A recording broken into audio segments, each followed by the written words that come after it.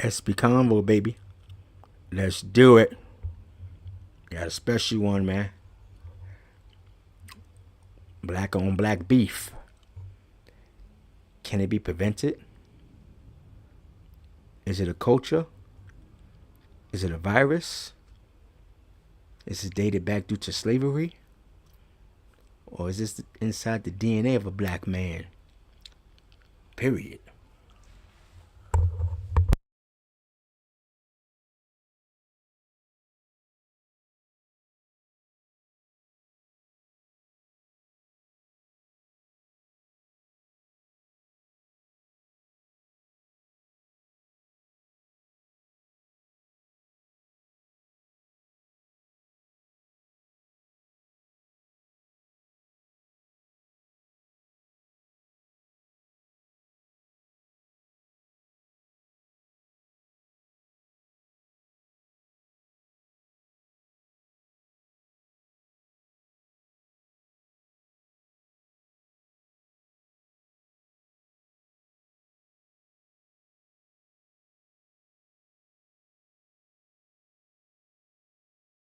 Fox News. Crime rates are continuing to climb. This is from some time ago. I'm just gonna play it right now, just to get a understanding of what I'm trying to. I don't ever hear office holders even mention. Listen to this.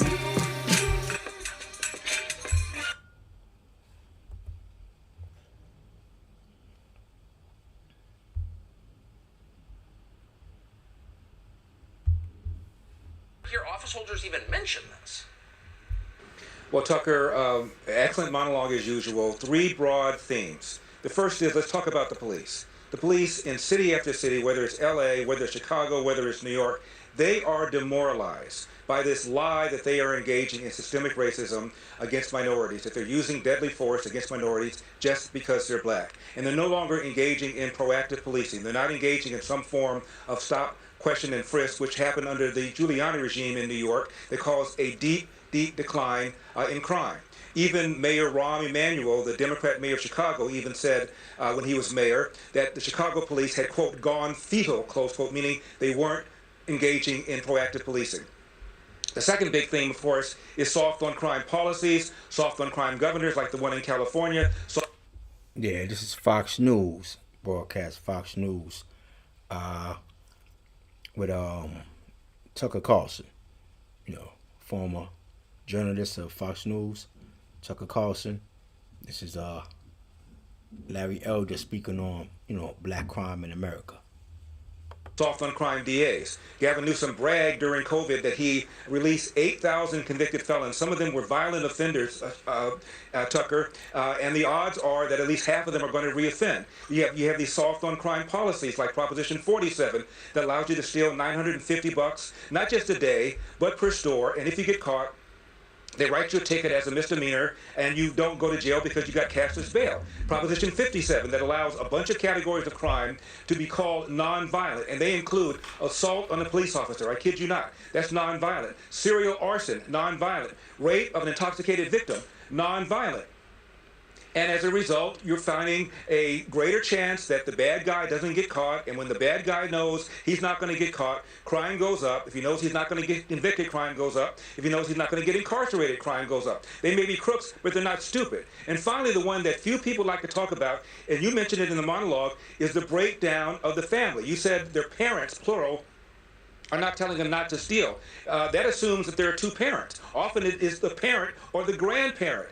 40% of all kids in America today enter the world, Tucker, without a father married to the mother. 70% of black kids, half of all Hispanic kids, 25% of white kids. And if you enter the world without a father married to the mother, you're many times more likely to drop out of school, commit crime, and end up going to jail. A young black man is 8 to 10 times more likely to be murdered than a young white man. In fact, murder is the #1 preventable cause of death for young black men, whereas accidents like car accidents and drownings are the #1 cause of preventable death for young white men. And a lot of this crime is taking place in the inner city, in the ghettos, and in the barrios where the father is not there.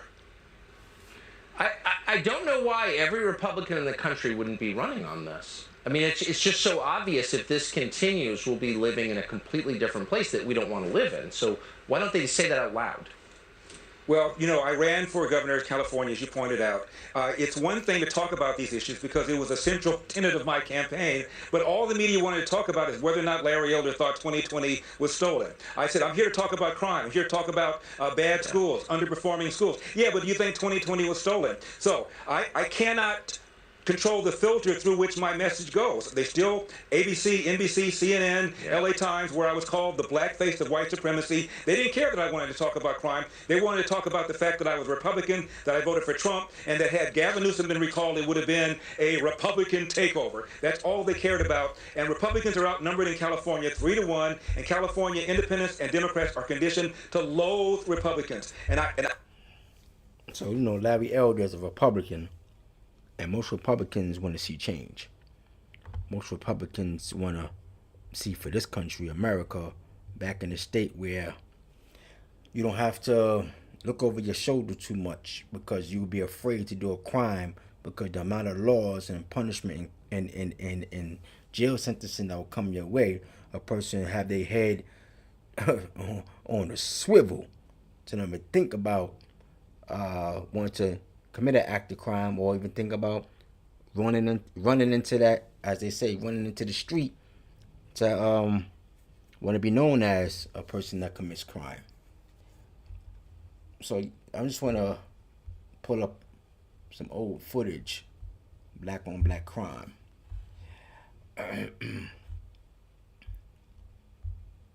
Can this be prevented?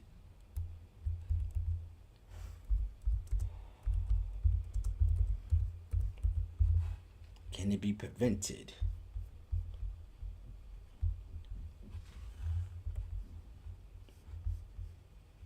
So what y'all think? Can it be prevented? Is it the way of life for black people?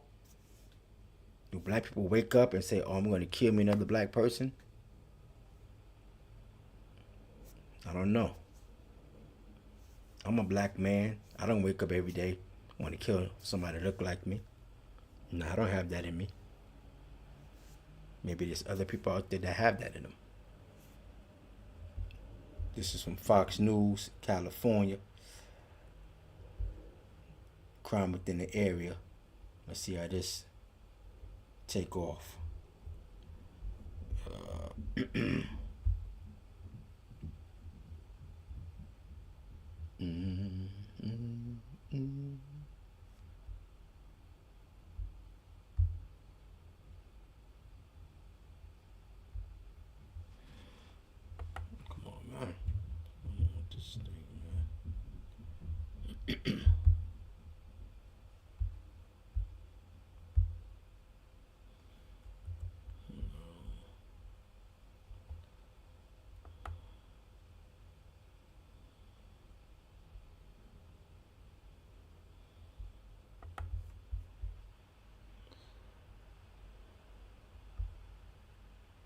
Say about his downtown Los Angeles community. It's so bad that he could be forced to close the neighborhood staple after too many needles, too much fentanyl, too much drugs. That's what the owner of Langer's Deli has to say about his downtown Los Angeles community. It's so bad that he could be forced to close the neighborhood staple after 76 years of continuous operation. The owner of Langer's Deli, Norm Langer, joins me now. So we should say that your dad started this business back in 1947. It's in the Westlake area of Los Angeles, literally across the street from MacArthur Park. What's going on in your neighborhood? It's just changed greatly over the years. The expanse of the park and all of the beauty that it's had as we go back to the 40s, 50s, 60s, and 70s attracted a lot of people. But as you got into the 80s and 90s, we got a lot of immigrants settled in the area. Mm-hmm. We then picked up some problem with gangs, and it's gone downgraded. LAPD has never had enough help, I use the wrong word, but enough officers to really enforce the laws on the books. And it's gotten out of hand on many, many different occasions. You know, when you look at MacArthur Park, it's been a mess since the 1980s. It is the highest concentration of people who use fentanyl in Los Angeles. I mean, there's so much drug use in that park There's homelessness. I know it was closed for a couple of years, Norm, to refurbish it. And it was good for a little while, and then it went back downhill again. Well, So you heard what he said. He said he been around since the 40s and 50s. Once the 70s and 80s and 90s came into the fold, that was it. You know, say immigrants, gangs. You know, it's always different people that move into the neighborhood and mess up everything because they come into the neighborhood with their understanding of how they did things. So sometimes outsiders do mess up what's already there. It's not always the locals of the community, it's outsiders. The locals know the rules to their backyard. They know their home. It's the outsiders that want to come and change the rules, want to make it fitting for them. You understand? So I understand what this man is saying. We won't get more further into the black on black crime part of it, but crime is crime. I want to get this I think part of the city was given $1.5 million grant to clean up both sides of the park, which took about 6 months, possibly a little bit more. And once it was opened up again, it went right down the drain. The problem, in my opinion, is you can't buy the cart before you buy the horse. You must clean up the street vendors and the gang problem and what exists on Alvarado before you put any money into the park. I think that's what has to have happen. I've talked to the director of the park, and they have no problem putting the vendor. All right, so that's just I'm trying to get more into detail. Hold on. More specific to the topic of the show.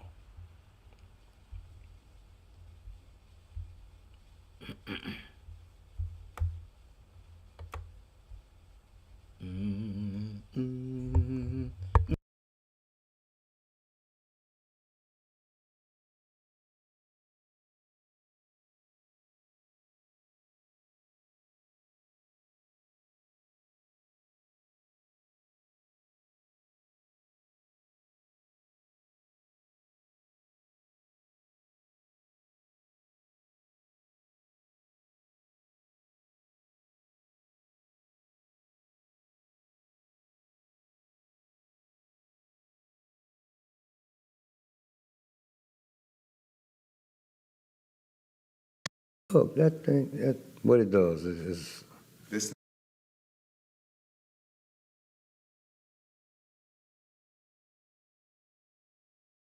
This week, a look at what's fueling a new wave of gang violence in New York City. That's why Lisa Evers. The thrills never stop at Empire City Casino. You can win big with non-stop action, including electronic table games. It's fueling a new wave of gang violence in New York City. And now the body count's never enough.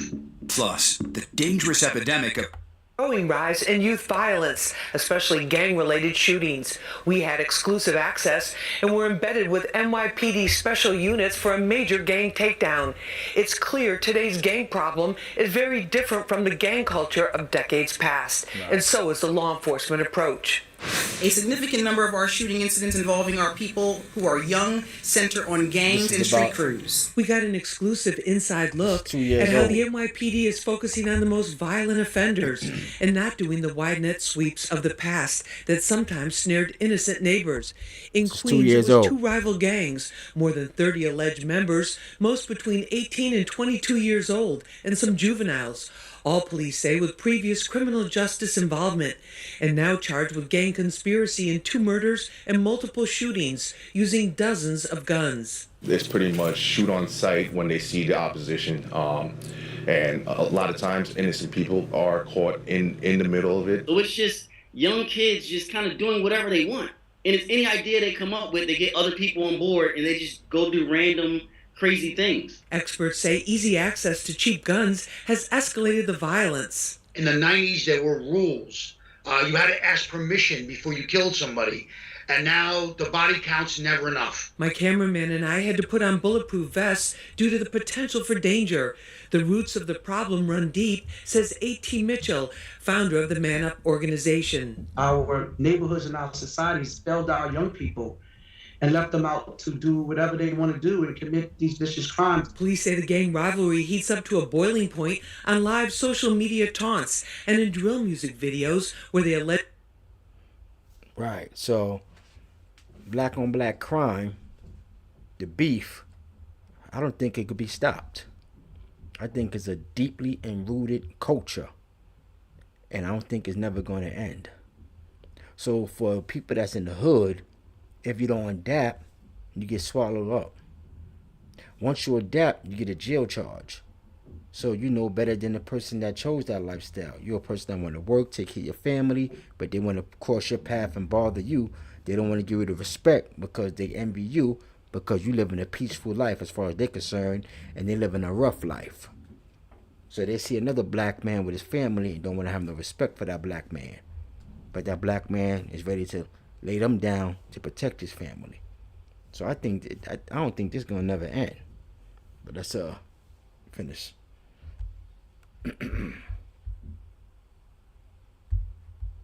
Allegedly bragged about the location of the shootings and calibers of guns in actual incidents. The drill rap is always a motivator, right? And the drill rap is so specific in that they mention people that have been killed in the past and disrespect those people that have been killed in the past, and it creates a residual effect. These guys did horrific violence out in the streets of South Jamaica. So it's a victory for the community today that these guys are actually all apprehended. Next, we head to the Bronx, where residents react after a carjacking ends in gunfire. This section of East 176th Street in the Bronx is also a service road for the Cross Bronx Expressway and a place where many local residents park their cars at night. About 10:30 p.m. Tuesday, April 4th, police say it was the scene of a double shooting by a sanitation worker who saw a 16-year-old suspected car thief driving away in his black Tahoe near Trafalgar Place. It's been getting worse, and I know the mayor's trying to do something, he can do but so much, but we definitely need more help. Absolutely. It was bad in the 90s with the crack. And now, these kids just ain't listening. They ain't going to school. The sanitation worker, 44-year-old Richie Torres, allegedly fired into the car, striking the teen in the shoulder. A bystander sitting in a parked car was hit in the elbow. Torres has been charged with attempted murder and criminal weapons possession. The teen has been charged with criminal possession of stolen property. They gotta get some kind of order out here, Car owners citywide are on alert with a rise in thefts and carjackings. Here in the 48th precinct in the Bronx, they've risen by 29.5% since last year, according to the latest NYPD statistics. It's a situation like what you don't see, you don't know. So that's how it's happening. Yeah. They're coming out at night, and most people is in the house. Staying in the Bronx, some closure at last for the family of a beloved FDNY EMT worker killed on the job. An emotional day here. The family of Arroyo and her colleagues packed the courthouse. There were tears, there were hugs, and even applause after the sentence was handed down. And for the first time, we actually heard from the suspect who told the family to forgive him. After 6 years, the family of beloved FDNY EMT Yadira Arroyo finally got some closure. The man responsible for murdering the mother of 5 learned his fate Wednesday morning when a judge sentenced him to life without parole. I feel happy. I feel happy. They do justice. We're going to start celebrating her life, her memory, her legacy. We're going to remember Yadi for the person that she was, not how she died. An emotional scene inside the courthouse, which was packed with family and Arroyo's colleagues. There were lots of tears, hugs, and even applause once the sentence was handed down. 3 impact statements were read. One of those statements from Arroyo's aunt, Ali Acevedo, who asked the judge for the maximum sentence, saying, quote, "A life for a life." She addressed the media outside the courthouse. Now you see, crime is being committed by any human being. Can black on black crime be prevented? I say no. But can Spanish on Spanish crime be prevented? I say no. Can white on white crime be prevented? I say no. I say no to no crime that can be prevented. Because people just have that in their heart. That's what they want to do. That's what's going to be done. So I remember this case, EMT worker. This guy here stole a truck. She went to go chase behind her truck. He ran her over. I remember this case. So this is a good 2 years ago now. So going up on 2 years next month. It would definitely be 2 years solid. But, you know, they got their day in court. You know, he got sentenced. And I think this happened in the Soundview section of the Bronx. Let me play to make sure if they say that or not. I'll get back into something else. These here are the cuffs that held his hands. The hands that killed Jari. And it says, in memory of FDNY ENT Yadira Arroyo. Last month, 31-year-old Jose Gonzalez was found guilty of first-degree murder. In March of 2017, Gonzalez, who was high on PCP and marijuana, stole Arroyo's ambulance and ran her over repeatedly, leaving her lifeless on a Bronx street. The 14-year veteran of the FDNY EMT services was rushed to the hospital, but nothing could be done. The trial was delayed time and time again. Yeah, so basically, that's what took place. He got sentenced. That's what that is. It's crime, man. It's crime. Now let's get into the meat and potatoes.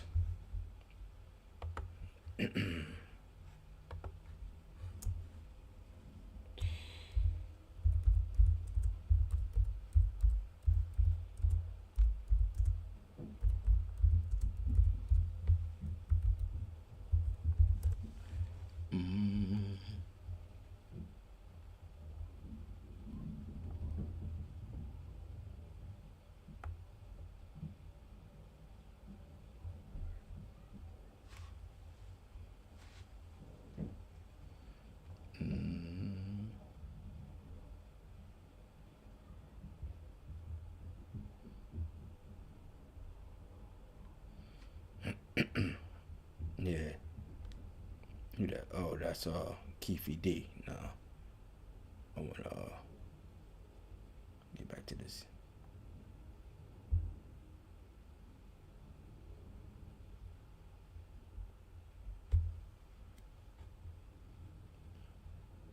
Crime in the city.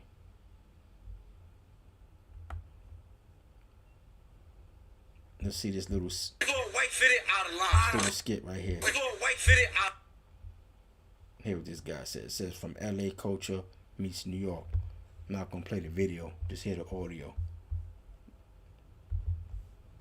Seems like it's a competition. I don't know. It's about where you at. I'm gonna ask you first. How do white hats do in Cali? It's a game for every hat. I don't wear hats at all. Try that. I just. White fitted out of line. It's about where you at. I'm gonna ask you first. How do white hats do in Cali? It's a game for every hat. I don't wear hats at all. Try that. So he basically saying California is a game for every hat, so he don't wear hats at all. All right. So that's that.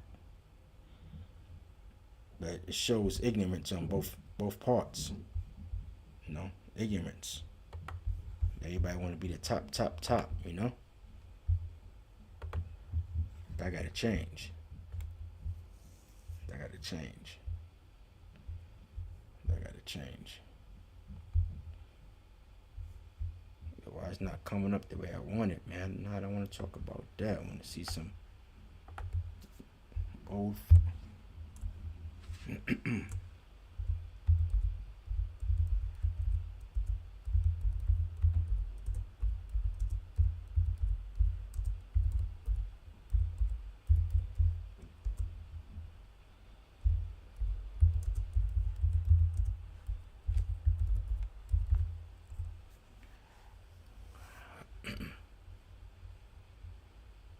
No, I already seen that.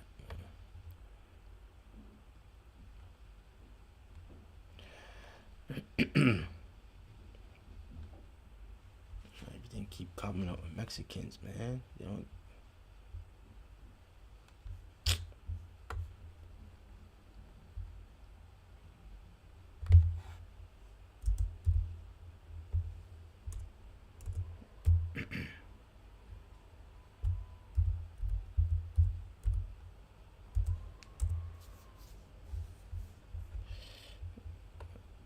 No, bear with me. No, I don't want that. I don't want no narcos. Come on, what's going on with this damn thing, man? It's not giving me what I want, man. What's going on? It's not giving me what I want.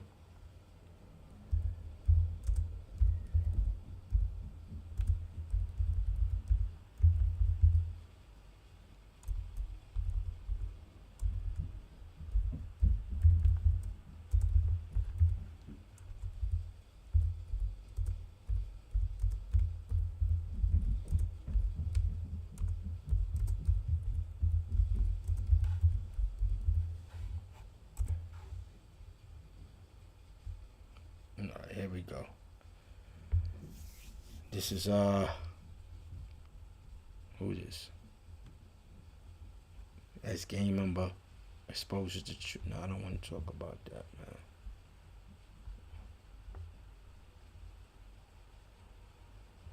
Yeah, let's see this guy right here. Shout out to this to the audio. C. Ross. Let's see what he got to say. Let's see what he got to say. How's everybody doing? Told y'all I was gonna make this next video. This is my last one for today. But it's a part of the same topic, you feel me? And it's a topic that needs to be discussed. It's not discussed enough. And I notice people do try to say it, but because they're not black, it doesn't get talked about. And if a person that's not black talks about it, y'all tear them apart. You feel me? And then, okay, I get that. I'm gonna wait until I get a couple more viewers on here, and I'm about to speak some more real. It's gonna be my last video. Shootout. They fighting each other, beating the hell out of each other. It wasn't the police. It was somebody that looked just like them. Somebody that looked just like me. Somebody that looked just like you, black man. Here we go. Indianapolis. Shootout. They fighting each other, beating the hell out of each other. Protesting, and other people are yelling. They're like, yo, you fighting the wrong people. They don't care. They pull out the guns and start busting at each other, trying to kill each other. You heard what he said? It's an ex-gang member talking about being out there in the street. Black man. You understand? He said they pulled out and started banging on each other, busting at each other. But no regard. No regard. This is deep.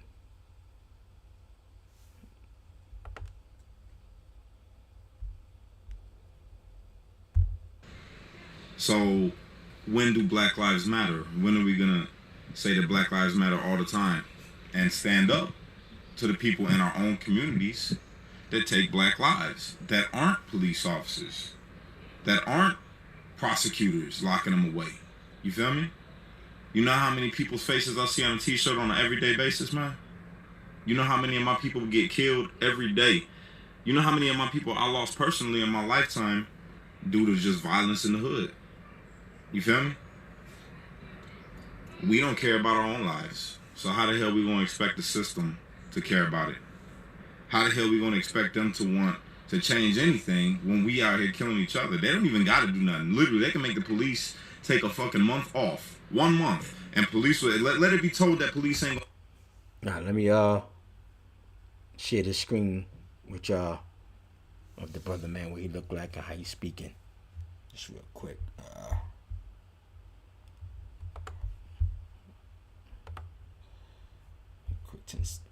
Quick 1 minute. Gonna answer to calls. And you know what's gonna happen?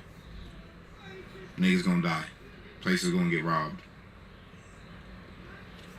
Women gonna get beat. All types of crazy shit. When do Black Lives matter to us? When do we look at our brother and say, yo man, chill. That's your brother. When do we say, nah man, we ain't finna gang bang with what just because you wearing another color, look at the color of our skin. When we gonna say, you know what, man, that's a woman. Don't do that. When we gonna say, man, there's kids out there, don't shoot that block up. You know how many kids get killed in Chicago on a regular? It ain't the police killing the kids. Touchy subject, I know. It's messed up. Black Lives Matter will come out and start a race war. They won't come out and deal with our race. When's that gonna start?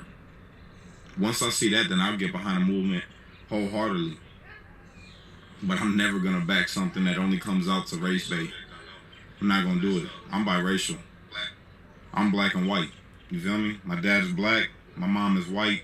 Got some native in there. I was raised by a Mexican. So I'm like a homemade Puerto Rican. And I got a lot of Arab friends. You feel me? I'm cool with everybody.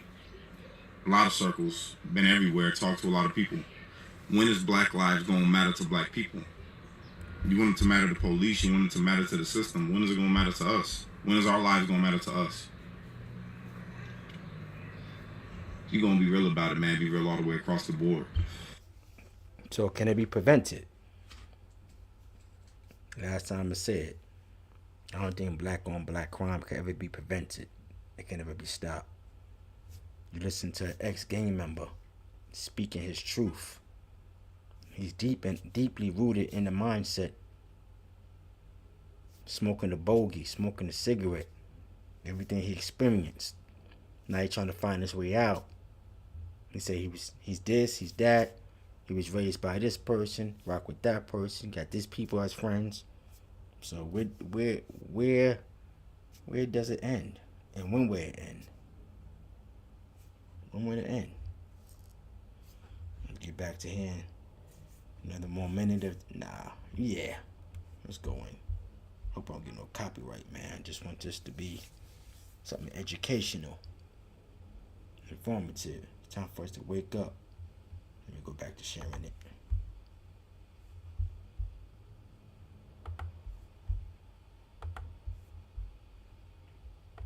If you're gonna say Black Lives Matter, then make sure that they matter in your community. When a motherfucker is out there trying to kill a brother, man, or they about to, they gang banging and shit, and they flashing signs and colors. I used to do it. I'm not exempt from this. I'm not speaking to you as somebody that's ignorant to it. I was raised in the hood. I was a gangbanger. I went hard for mine. You feel me? Didn't know no better. So when we gonna educate our younger man to do better? Why the hell is there still gangs? Why ain't the gangs helping the community? You feel me? We killing each other, and you want to be mad about the police killing somebody that you don't even know. You don't even know. When you gonna get mad at your brother for killing your brother? When you gonna get mad at your brother for killing your sister, hurting your sister? When you gonna get mad at your brother for killing the kids? Instead, we get them praise. You see the niggas in the hood, and they flashy and shit, and they doing everything that they want to do, and they got money, and they got nice cars. All the females like them and shit. When you gonna stop them and check them? Tell them, yo, stop poisoning the community. Stop selling that shit in our hood. You ain't gonna do it. You know why you ain't gonna do it? Because black lives don't matter to you.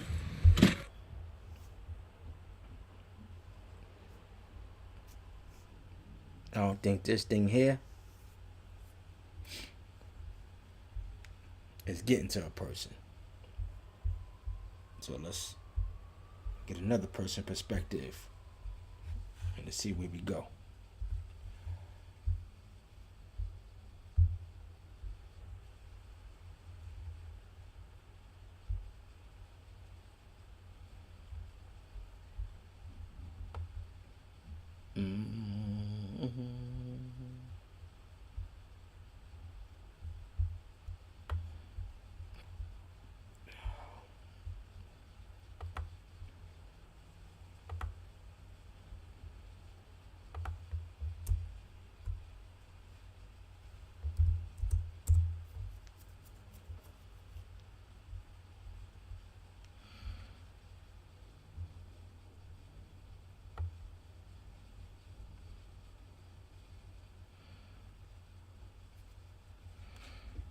Let's see what this brother got to say real quick. The reason why there's so many black shootings.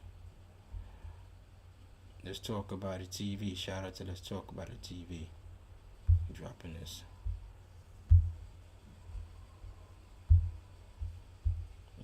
point of view. Just listen to it.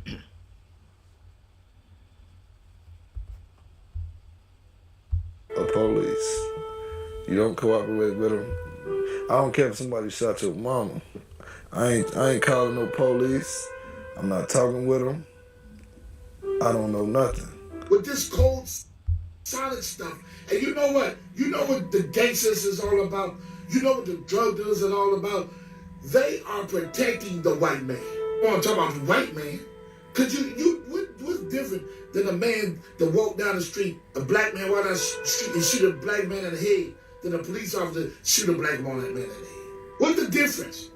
We have got so much slack for years saying that this black on black crime is the biggest problem that we have. Chicago people die every day. You extincting yourself. Then we want to make an excuse and say, we want to talk about excuse where they put guns in the alleys. Well, you know what? If they put the guns in the alleys, the gun don't shoot nobody, you do. You don't talk to a police. What's that, right? They said they putting guns in the alley. He said the guns don't shoot nobody. You do. Black man with the permanent tan. Get into one more spill. I'll close this one out.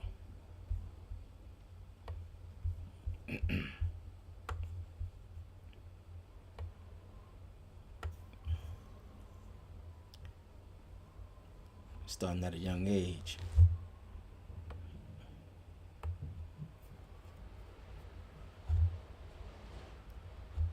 Nah, I want to hear about that, man.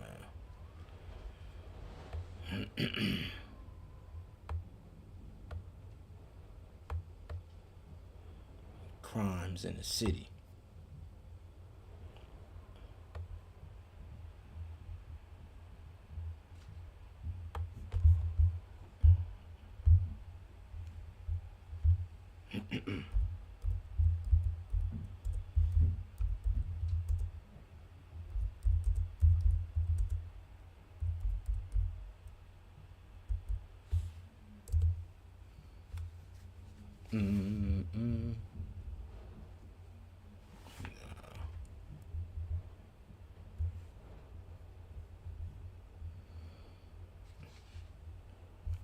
It's Baltimore History Channel.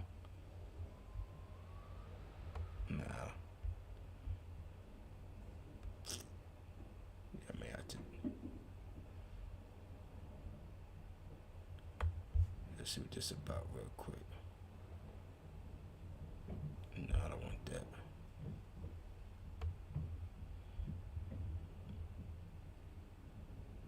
Let's see right here. Fox News. This is Fox 26 Houston. Let's look at this real quick. And then I close out the show. Close out this show real quick.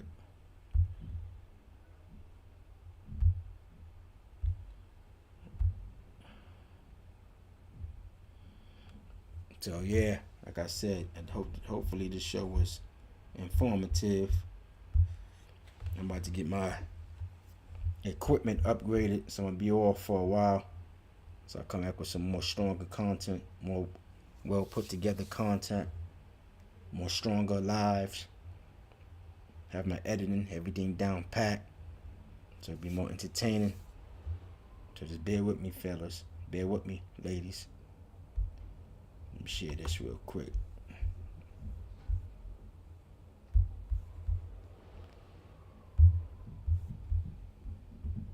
Miami during spring break. Video after video, from murders to vandalism.